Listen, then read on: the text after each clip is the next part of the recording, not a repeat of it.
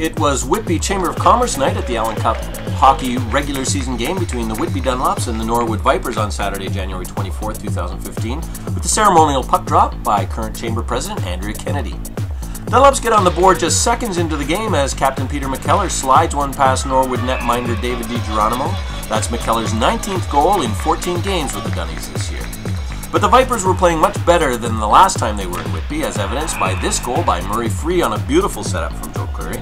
We're all tied up at 1. A few minutes later, as the Dunlops struggle to get control off the face-off, Captain Darren Doherty does a nice job to find Chris Johnston down low, makes no mistake finding the open net with Jason Guy out of position.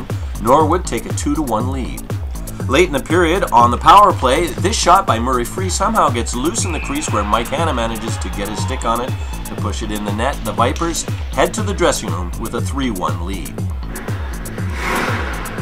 In the early minutes of the second, Norwood is caught somewhat flat-footed as Matt Gray catches DiGeronimo by surprise with a wraparound. That's the second goal of the year for the Omimi native in his second year as a Dunlop.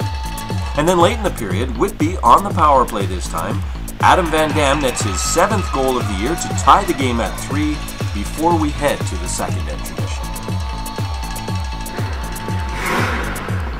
Once again, in the first minute of the period, the Dunlops get the pucks first and capitalize as Steve Birch chips one to the top corner past DiGeronimo, putting Whitby in the lead 4-3. A few minutes later, as Whitby's top line get multiple opportunities in front, Kyle Ventura finally scoops the loose puck and snaps it home for his 19th goal of the year, putting the Dunnies up by 2.